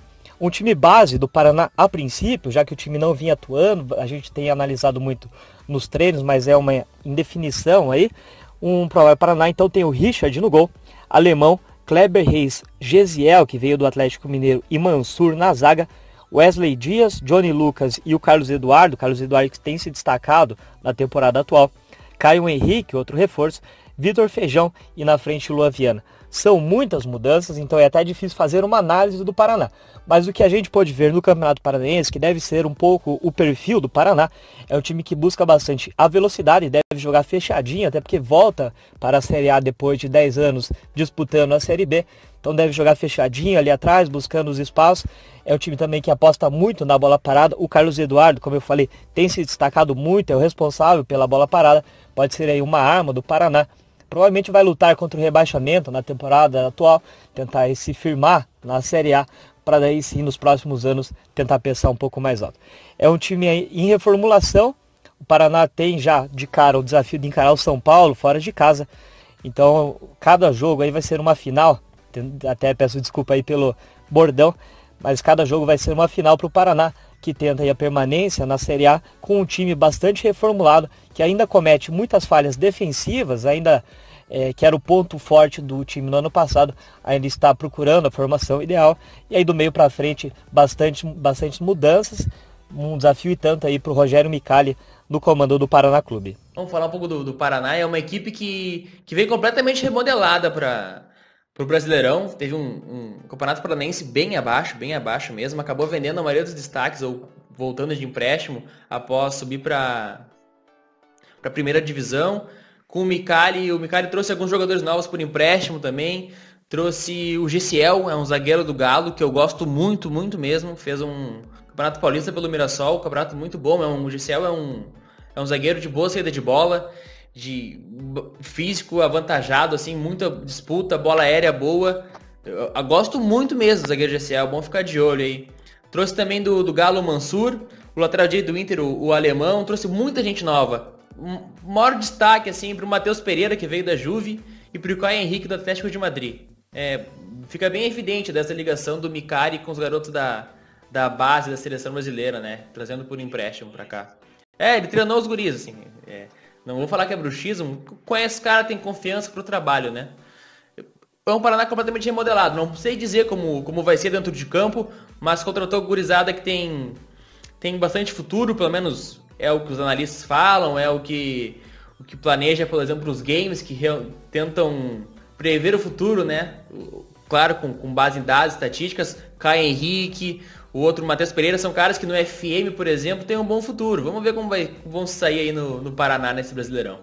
Chegou a hora do Santos e olha quem aparece por aqui. Vinícius Cassim com o Santos. Dá-lhe, Cassim. Fala, galera do Future. Quem tá falando é Vinícius Cassim, torcedor do Santos. Primeiramente, eu queria agradecer o convite de poder estar participando aí do Guia do Campeonato Brasileiro 2018. Queria dizer que é uma honra, mais uma vez, estar participando aí do projeto de vocês. E falar do Santos aí no Campeonato Brasileiro é uma tarefa um pouco difícil. Nos últimos anos, o que a torcida esperava não foi o que aconteceu na prática. Mas nesse ano, eu acredito que a torcida esteja bem ciente, de modo geral, do que esperar desse time. E eu acredito que seja Libertadores, a disputa por Libertadores. Até pela quantidade de vaga que o Campeonato Brasileiro anda fornecendo, então é bem factível do Santos brigar sim por Libertadores. É bom salientar que o time não é essa ruindade que talvez muitos enxerguem, digo de programa esportivo. O Santos tem um bom time sim, não tem um elenco maravilhoso, mas tem um ou outro jogador lá que pode mudar cenários dentro de jogos sim. É um time que tem um pico de evolução muito alto. Eu acredito muito de que o Santos seja um dos melhores times nesse quesito. Um time que tem um potencial de evolução muito alto. Que se não render ainda esse ano, em 2019 e 2020 certamente vai render. O Jair Ventura, ele fez um trabalho mediano nesse primeiro semestre. Não digo por resultado, porque a torcida eu acho que ficou satisfeita pela forma com que o time se entregou quando foi eliminado pelo Palmeiras e ainda por algum outro resultado que teve no Campeonato Brasileiro, mas a torcida ficou um pouco emburrada com a questão do desempenho. O Santos deixou muito a desejar nesse quesito, esperávamos mais, porém a gente também olha o lado do Jair Ventura e da diretoria do Santos, de um clube que está quebrado, um treinador que não teve pré-temporada adequada, que não teve tempo de treinamento adequado, porque o calendário foi muito apertado nesse começo de ano. É difícil exigir muito bom desempenho de um time que não treina, basicamente não treina, o tempo dele é só para descanso. Mas eu acho que com essa pausa da Copa do Mundo é a hora do Jair Ventura dar uma cara nova para esse time. O time é bom tecnicamente, mas precisa corresponder na parte ofensiva ainda. Eu espero que o Jair Ventura mostre essa face dele ofensiva e melhore o time, porque acredito que o Santista seja um torcedor muito exigente na parte de desempenho. Ele não se contém só com resultado. Não à toa que o Levir Coupe foi muito criticado ano passado, mesmo fazendo um bom campeonato brasileiro. Ele foi muito criticado porque o desempenho do Santos era pífio.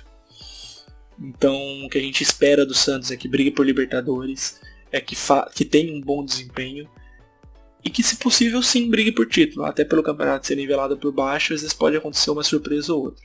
Mas de modo geral, acredito que seja isso mesmo. E a torcida confia bastante no Jair Ventura.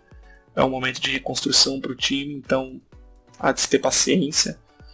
E de modo geral, acredito que seja isso mesmo. E que o Santos corresponda às expectativas da torcida.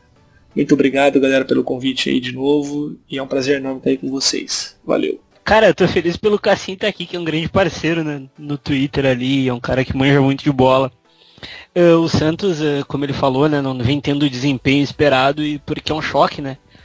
O Jair Ventura é mais reativo, o torcedor santista gosta de futebol ofensivo e tá no DNA do clube ter o futebol ofensivo. O Santos é do caralho nesse sentido. E tem bons nomes, cara. O Veríssimo é um grande zagueiro. Tem o Dodô, que voltou da Sampdoria e já assumiu a posição muito bem. Tem o Gabigol, que, querendo ou não, para o nosso nível, ele é muito, muito acima da régua. Tem o Sacha, que começou muito bem. E, cara, tem o Rodrigo, que eu sou encantado pelo Rodrigo. É um menino que nasceu em 2001. Um amigo meu, que eu não vou dizer o nome, que ele participou desse podcast também, chama ele de Rodrigo Arantes do Nascimento. O Rodrigo é muito habilidoso. Ele joga de preferência da esquerda para dentro. Tem muito drible e ainda não pegou o costume do gol. Quando pegar, ele vai ser fantástico. Santos pode ir para Libertadores pelo aquele negócio que a gente fala. O Jair se preocupa em fechar a casinha, e o Jair fecha a casinha como ninguém no Brasil. E tem 3 balas na frente, né? Gabigol, Sacha e Rodrigo. Eu ainda acho que falta um cara que construa melhor o jogo no Santos. Eu queria ver o Cittadini com mais tempo. Mas é um time que eu tô ansioso pra ver mais, assim. Tô ansioso pra ver mais, e um time que eu boto minhas fichas, assim, pra ficar entre os 5 primeiros também. Partiu São Paulo com o Renato Rodrigues, do Data ESPN, e do podcast Entre Linhas, Renato, um invader. Dale, Renato! Bom, São Paulo começa esse Brasileirão mais do que nunca precisando respeitar uma palavra chamada processo, né? São Paulo que termina a temporada com Dorival Júnior, manda o treinador embora nas finais do Campeonato Paulista, mais um bloqueio de trabalho, né, no meio do caminho, que já havia acontecido na temporada passada, e agora chega com um treinador que tem ideias muito diferentes do que o seu antecessor, né? A gente enxerga num primeiro momento, ainda é muito pouco tempo de trabalho, mas o São Paulo usando muito das plataformas que já usava com o Dorival, né? O 4-2-3-1, o 4-1-4-1, né, com um volante só entre as duas linhas, e o 4-4-2, às vezes no momento sem bola, na fase defensiva. Em questão de estrutura de time, assim, o Aguirre de fato mudou pouco. As grandes características desse São Paulo com o Aguirre, que de fato fez com que o time competisse de igual com o Corinthians na semifinal do Campeonato Paulista, por exemplo, foi a questão da intensidade. Foi um time mais intenso, um time mais agressivo em campo, que soube fechar muito bem a saída de jogo do Corinthians, fez bons jogos, apesar de eliminado no último minuto com o gol do Rodriguinho e depois nos pênaltis, fez bons jogos, mas talvez o grande desafio para o Aguirre, e não só para ele e para o São Paulo, mas se a gente olhar para a carreira do treinador, é ser uma equipe que construa melhor com bola, né? Acho que a grande questão do Aguirre é essa. Sempre foi um treinador que pressiona muito a bola, que não negocia intensidade, sempre foi assim, desde os tempos de Inter, de Atlético, o próprio São Lourenço, seu último trabalho antes de chegar ao São Paulo, mas um time que tem problema na construção. Vamos ver como que ele vai trabalhar isso. Ele deixou claro que no primeiro momento ele iria arrumar atrás, ele seria um time mais confiável defensivamente, e agora ele vai ter que buscar mecanismo para se atacar. Talvez o grande problema que paira no futebol brasileiro hoje é saber atacar, se organizar para atacar. Então vamos ver como que o São Paulo vai mostrar quanto a isso. Vamos ver como que o São Paulo vai evoluir durante a temporada. Acredito num time competitivo, que por mais que perca, venda caro as suas derrotas, mas um São Paulo que ainda tem muito que evoluir, principalmente entender que o processo precisa ser respeitado. São Paulo que vem com muitas trocas de treinadores nos últimos anos, e trocas não de 6 por meia dúzia, mas de 8 por 80 ideias e perfis totalmente diferentes, que a gente sabe que implica muito no comportamento dos jogadores, no que é passado e no tipo de modelo de jogo escolhido. Bom, espero que tenham gostado aí. Um abraço para todo mundo do Futuri. Tamo junto. É até difícil falar depois de análises, e todas elas estão muito boas de maneira geral, mas eu acho que é interessante perceber que esse São Paulo, mais uma vez, fica evidente o problema estrutural que vive, né? Porque começa um técnico no início da temporada, ele é demitido, e no caso era o Dorival, agora é o Diego Aguirre, faz uma contratação que ia ser útil para o Dorival, ou pelo menos que parecia que talvez fosse utilizada, que era o Diego Souza. Ao que parece, o Diego Aguirre não quer o Diego Souza, porque não encaixa no modelo dele, né, de um time com, nos primeiros 20 minutos, numa intensidade absurda. Então, é um problema pro São Paulo, né, porque vai ter que montar o elenco no meio da competição também, vai ter que mudar algumas peças. Enfim, são problemas atrás de problemas estruturais que a gente vê no São Paulo, e não à toa deixou de ser aquele soberano que eles mesmos, né, colocavam como o seu jargão, assim, nós somos os soberanos, o 6-3-3 com a camiseta, né, dos títulos e tudo mais. Hoje o São Paulo é mais é um time que demite, contrata treinador e não tem mais uma ideia. Tomara que o Aguirre não seja queimado mais uma vez, como ele foi várias vezes aqui no Brasil. Hora do esporte, que chega com o Cássio Zirpoli, do podcast 45 Minutos, podcast que eu sou assinante, sou ouvinte. Dali Cássio, dali esporte. Fala galera, em relação ao esporte, essa será a 9ª participação do clube na era dos pontos corridos e a 5ª seguida, que é um recorde no Nordeste. Porém, eu acho que é a mais conturbada que o clube teve desde a primeira nesse formato, que foi em 2007. O ano tem sido muito ruim, o clube foi eliminado nas quartas de final para o Central, um adversário que o esporte sempre foi ao algoz, e caiu na segunda fase da Copa do Brasil de forma incrível, chegou a abrir 3-0 sobre o Ferroviário do Ceará e cedeu o empate faltando 10 minutos. E o clube acabou entrando em parafuso. Na verdade, está num processo de remontagem, perdeu jogadores caros como Diego Souza e André, ambos vendidos por 10 milhões de reais. Perdeu também Richelli, que deve ir para o Internacional. Eram jogadores que tinham um patamar financeiro muito acima do clube, que fez um investimento muito alto em 2017, e apesar de ter lutado contra o rebaixamento no fim da competição, naquele campeonato o Sport chegou a virar o turno na zona da Libertadores, porque o investimento era para isso.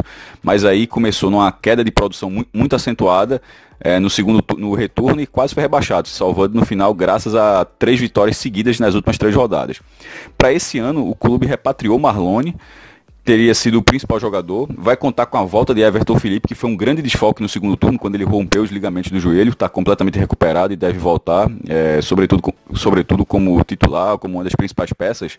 Mas Nelsinho Batista, que foi o comandante do título da Copa do Brasil há exatamente 10 anos, ainda está buscando a formação. Na verdade, o Sport ainda está em formação, tanto é que na semana de estreia contra o América Mineiro, o clube ainda estava buscando um centroavante, que foi Carlos Henrique do Londrina, pelo menos o primeiro nome, porque faltou nas quartas de final do estadual, quando ele foi eliminado pelo Central, o time botou um jogador da base, que não era o titular da base, porque o titular da base acabou afastado por questões disciplinares, que era Juninho, e entrou o Índio, que não rendeu, e o Sport continuou buscando peças para esse setor, que é um setor chave. O camisa 9 do time na primeira divisão você não ter.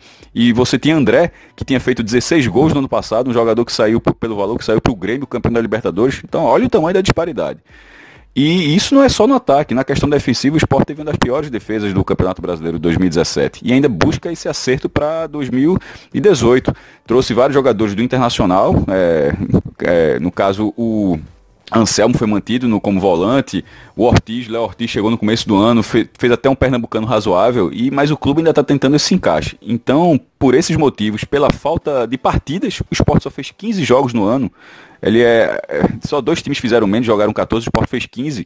E dos outros dos outros 19 times da primeira divisão, nenhum tem o desempenho do Sport em relação à competitividade. O Sport é o único que não jogou nenhuma partida nem contra a Série A, nem contra a Série B. Até esse momento, abril, o Sport só jogou contra times da terceira e da quarta divisão. Então, assim, falta um nível de competitividade, falta um nível de testes.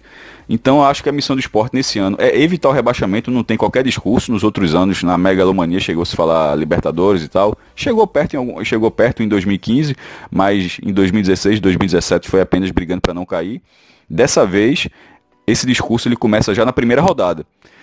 E com a chance grande de, se a torcida não abraçar, vai ser muito difícil a campanha do Sport.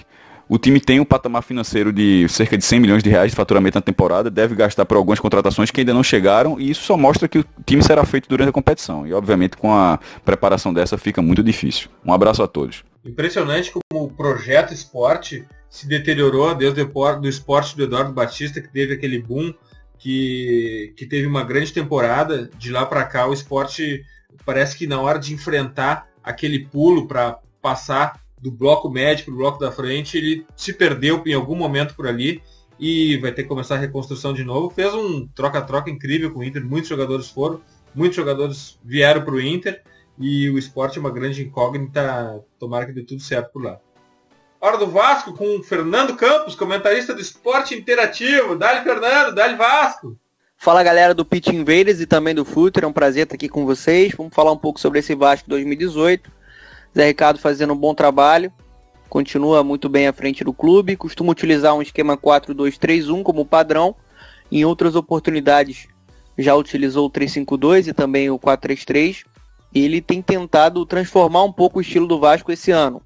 Ano passado o Vasco tinha uma defesa, um sistema defensivo muito consistente, costumava explorar mais os contra-ataques. Né? Esse ano é um Vasco que gosta de ter um pouco mais a posse de bola, que dificilmente rifa ou vem com uma ligação direta. Tem tentado trocar mais os passes, propor mais o jogo, né? E envolver o adversário. Ele está tentando fazer com que a equipe dele tenha um repertório maior para punir um rival. E o Leandro De Salvo é um jogador fundamental para que isso aconteça. Né? Veio do Vélez, se adaptou muito bem, uma grata surpresa, um jogador com uma leitura muito boa de jogo, vai bem na marcação, no suporte, é o cara do primeiro passe, é o cara que distribui os passes com excelente aproveitamento, costuma ditar o ritmo nesse setor de meio campo, né? Gosta de reter um pouco mais a posse de bola.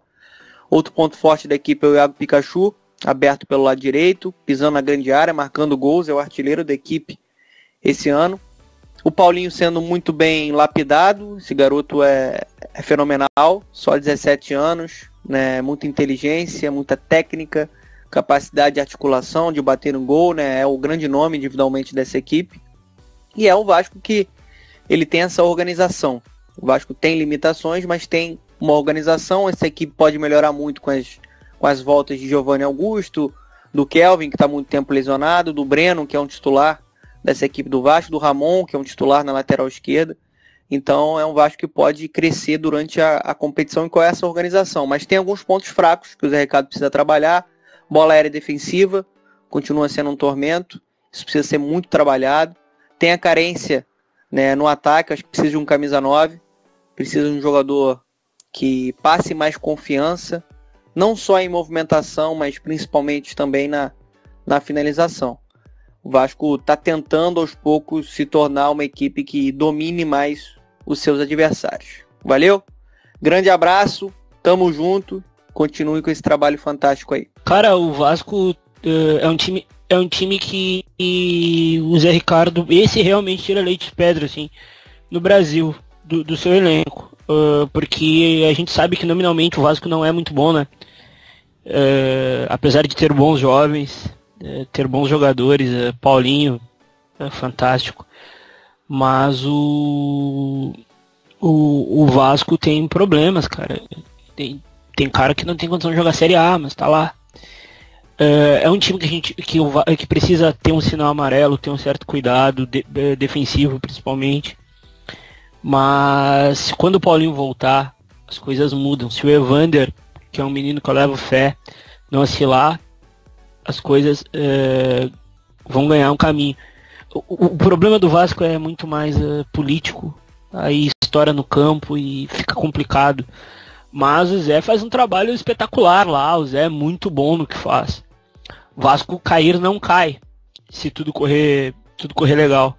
Mas a gente precisa ter um certo cuidado. Eu boto fé para ficar entre os 10. Hora do Vitória, o último pela ordem alfabética, que veio com o Vitor Sérgio Rodrigues, VSR, comentarista do Esporte Interativo. Dale, Vitor. Fala, galera.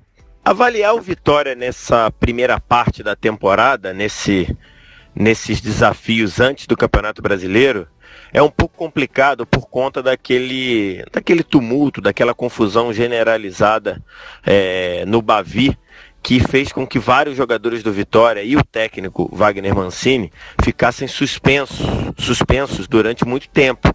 Então, o Vitória não pôde contar em boa parte da metade para frente do Campeonato Baiano com suas principais peças, não pôde contar com o técnico Wagner Mancini em vários jogos, não pôde contar com o Canu, principal zagueiro do time, nem no Campeonato Baiano, nem nos jogos da Copa do Nordeste após a suspensão pelaquela confusão no Bavi. Mas, no geral, a sensação é que o time do Vitória vai ter dificuldade nesse Campeonato Brasileiro. A gente tem que lembrar, o Vitória só se salvou no último Campeonato Brasileiro, só se salvou do rebaixamento, porque a Chapecoense fez um gol ganhando do Curitiba após o jogo do Vitória ter sido encerrado, né? O Vitória perdeu para o Flamengo naquele pênalti inacreditável do William Correa, estava sendo rebaixado, e aí a Chape fez o gol em cima do Curitiba e rebaixou o Curitiba e salvou o Vitória. De lá para cá o Vitória perdeu peças importantes na frente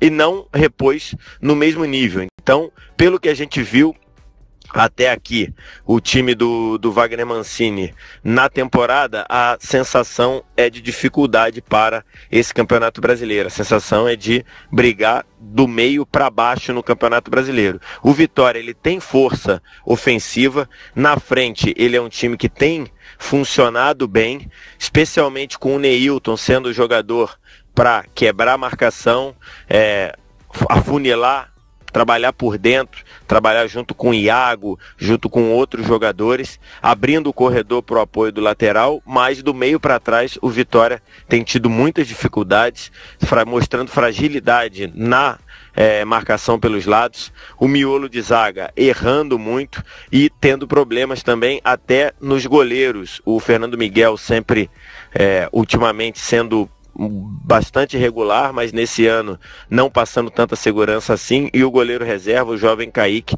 falhando muito. Então, por isso tudo, acho que o cenário do Vitória para esse brasileiro é de preocupação. A exemplo do que aconteceu no ano passado, é do meio para baixo da tabela e com o elenco empobrecido. Se não houver reforço, imagino que seja de dificuldade o cenário. Que baita time de comentaristas, eles que analisaram os times da Série A do Brasileirão. A gente ainda vai falar muito sobre Campeonato Brasileiro nas redes sociais, no site, no YouTube, no Twitter, aqui também no podcast. A gente vai falar muito sobre o Campeonato Brasileiro 2018, mas é hora da gente avançar, porque agora é hora das dicas futeboleiras. The Pitch Invaders apresenta Dicas Futeboleiras.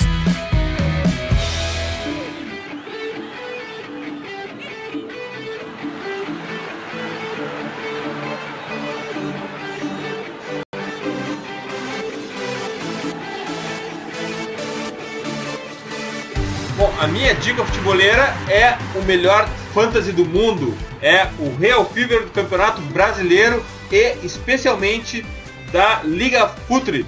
Inscreva-se na Liga Futre, baixe o aplicativo. O Campeonato Brasileiro da Real Fever, o fantasy da Real Fever tem tudo a ver com o Futre, porque é com dados da Opta. Não é questão subjetiva, são dados da Opta.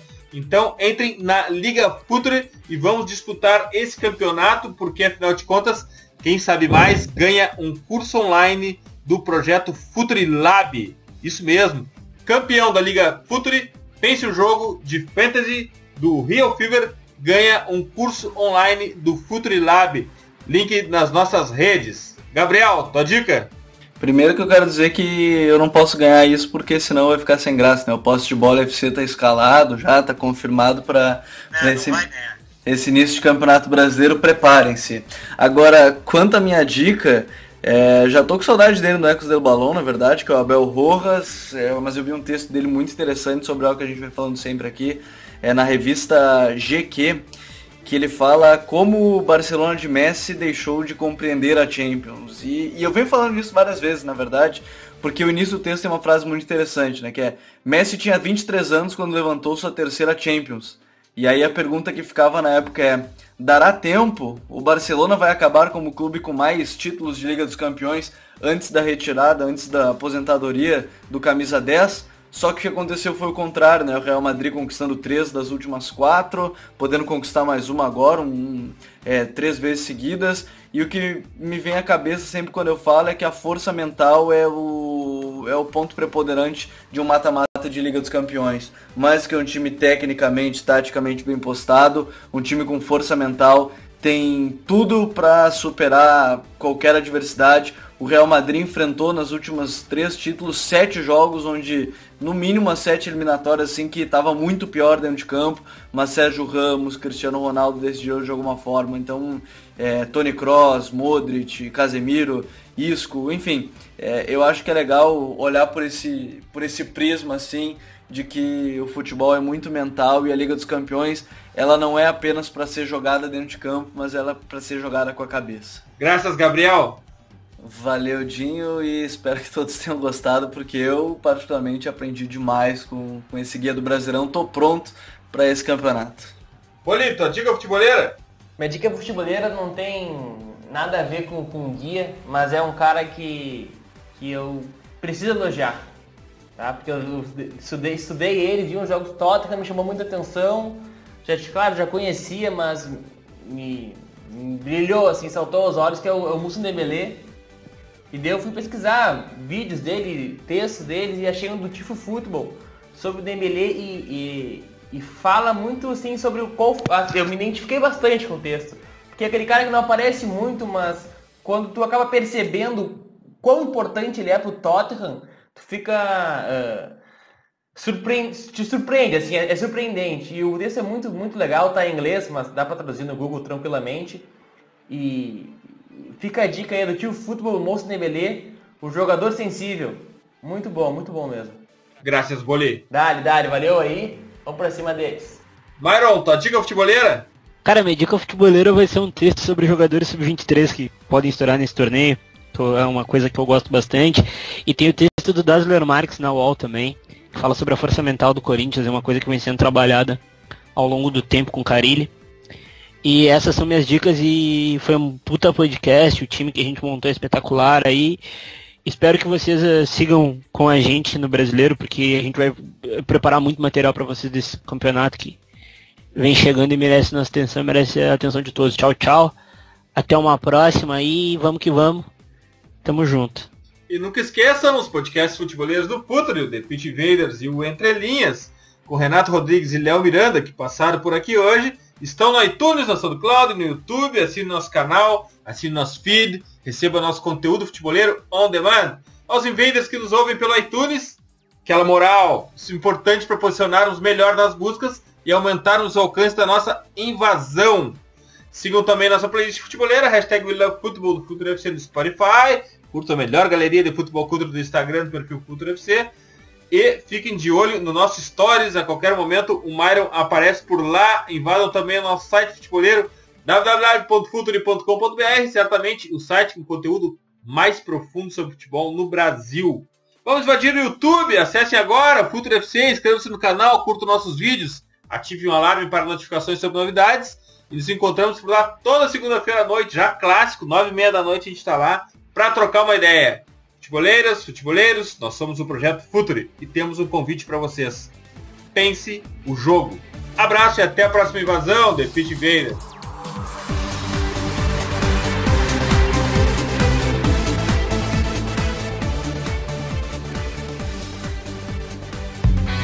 Projeto Futuri apresentou The Pitch Invaders. Acesse www.futuri.com.br. Pense o jogo.